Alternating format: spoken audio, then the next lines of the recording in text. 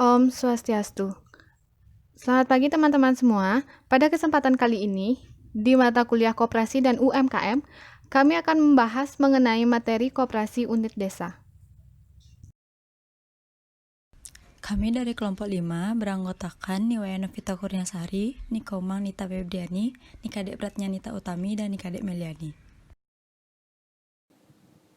Adapun materi yang akan kami bahas yaitu yang pertama pengembangan koperasi, yang kedua keberhasilan dan kekurangan dari KUD, yang ketiga permasalahan koperasi unit desa, yang keempat program pembinaan dan pengembangan KUD, dan yang kelima yaitu strategi pembinaan dan pengembangan KUD.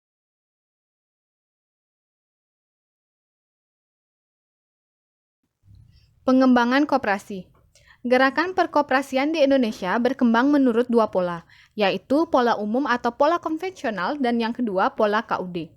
Tahun 1971, peran koperasi ditingkatkan dengan pembentukan Badan Usaha Unit Desa atau BUUD sebagai persiapan pembentukan KUD. Peranan BUUD adalah sebagai lembaga penunjang program BIMNAS yang pola kerjanya dimantapkan oleh Impres nomor 4 garis miring 1973 dan Impres nomor 2 garis miring 1978. Di dalam surat keputusan bersama, Menteri Dalam Negeri dan Menteri Perdagangan ditentukan wilayah kerja KUD sebagai berikut.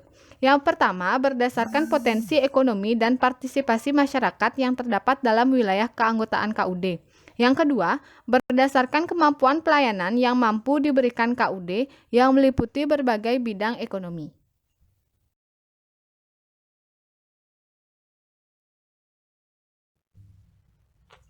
Pengembangan koperasi.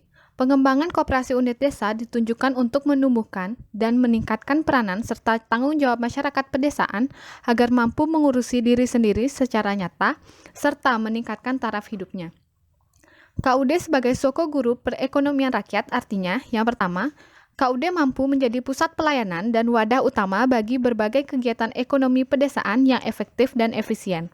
Yang kedua, KUD mampu melaksanakan fungsi-fungsi perkreditan, penyediaan sarana produksi, barang kebutuhan pokok serta jasa lainnya, pengolahan dan pemasaran hasil produksi serta kegiatan produksi lainnya.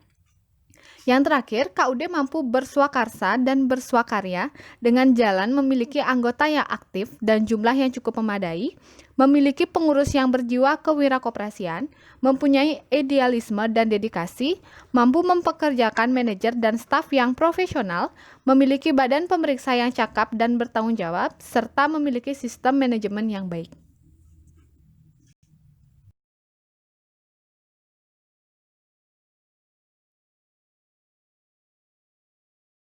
Masih di materi pengembangan koperasi, adapun manfaat yang diberikan KUD dalam pembangunan masyarakat pedesaan.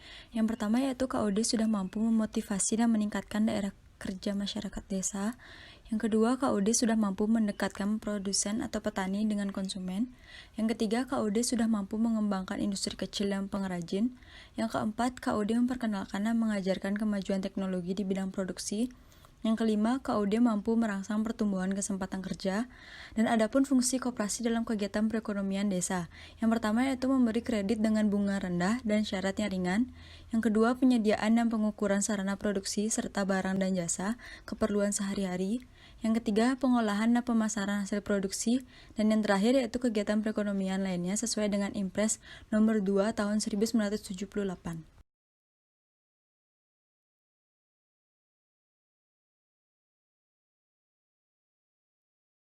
Materi yang kedua yaitu keberhasilan dan kekurangan dari koperasi unit desa.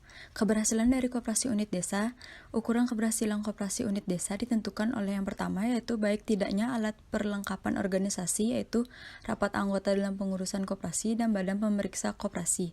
Yang kedua, seberapa jauh kegiatan koperasi unit desa mampu mengelola tugas yang dibebankan oleh pemerintah seperti pengadaan sarana produksi, kredit canda kulak, partisipasi anggota dan lain-lain. Yang kedua yaitu kekurangan dari koperasi unit desa. Yang pertama, pejabat koperasi sebagai pembina KUD terlalu cepat memberi bantuan berupa kredit kepada KUD tanpa disertai pembinaan dan pengawasan yang insentif.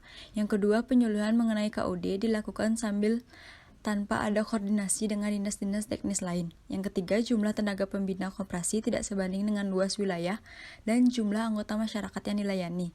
Yang keempat, pejabat koperasi tidak tegas dalam mengambil keputusan terhadap pengurus KUD yang tidak menjalankan fungsi dengan baik. Yang kelima, membeli hasil pertanian di bawah harga pasar.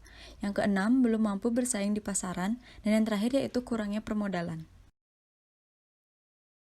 Selanjutnya yaitu permasalahan koperasi unit desa. Adapun permasalahan ekstern seperti yang pertama, masyarakat belum mampu sepenuhnya diyakinkan bahwa koperasi merupakan sarana yang efektif dalam mengatasi kelemahan ekonomis dan dalam meningkatkan kesejahteraannya. Yang kedua, belum adanya rencana induk pengembangan koperasi yang terpadu. Dan yang ketiga, belum adanya prasarana yang memadai untuk bisa membangkitkan kegairahan berkoperasi. Permasalahan intern seperti yang pertama, KUD lemah dalam organisasi dan manajemen. Yang kedua, sarana pelayanan dan modal yang belum memadai. Dan yang ketiga, kurangnya pengarahan yang tepat dalam kesinambungan pengembangan kegiatan ekonomi. Usaha-usaha untuk memecahkan masalah yang pertama ada dengan memberi pelayanan yang baik terhadap kebutuhan anggota. Yang kedua, mengaktifkan anggota dengan penyuluhan yang intensif. Yang ketiga, mengarahkan KUD pada kemampuannya untuk menjadi koperasi serba usaha dengan menggunakan potensi daerahnya masing-masing.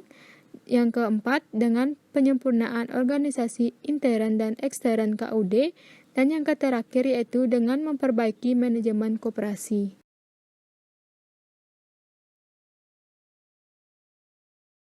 Selanjutnya yaitu program pembinaan dan pengembangan KUD. Untuk membimbing, mendorong, mengembangkan dan membina KUD, dibentuk BUUD beserta kepengurusannya. Melihat liputan kegiatan yang begitu luas dari KUD, maka pembinaan KUD sejak tahun 1972 terus ditingkatkan baik dari segi kuantitas maupun kualitas. Dari segi kualitas seperti jumlah anggota, volume usaha, besarnya permodalan, penyaluran sarana produksi, perlengkapan gedung dan kantor. Dari segi kualitas seperti jumlah anggota, volume usaha, besarnya permodalan, penyaluran sarana produksi, perlengkapan gedung dan kantor. Partisipasi masyarakat dalam KUD bisa diukur dengan mengetahui sejauh mana pengetahuan masyarakat terhadap manfaat koperasi, pengetahuan anggota terhadap pengurus dan hubungannya dengan pengurus. Di samping itu juga bisa diukur dari pemenuhan kewajiban menyetor simpanan dan frekuensi kunjungan mereka ke KUD. Materi selanjutnya yaitu strategi pembinaan dan pengembangan KUD. Mengingat luasnya permasalahan yang dihadapi serta keterbatasan dana, daya, dan waktu yang dilakukan, satu strategi yang tepat dalam usaha pembinaan dan pengembangan KUD adalah strategi pemusatan pelayanan koperasi. Tujuan dari strategi tersebut adalah untuk mengakomodasikan segala usaha pemerintah dalam mempercepat pengembangan KUD. Dalam rangka pengembangan KUD, diadakan pengendalian operasional untuk meningkatkan bimbingan dan penilaian teknis guna kelancaran pelaksanaan program dalam mencapai tujuan. Untuk menyusun laporan rutin dan periodik dalam rangka memonitoring perkembangan KUD dan untuk membuat evaluasi atas laporan rutin dalam rangka mengatasi penyimpangan-penyimpangan dan kelemahan-kelemahan pelaksanaan program pengembangan KUD sehingga dapat segera diperbaiki dan disempurnakan seawal mungkin.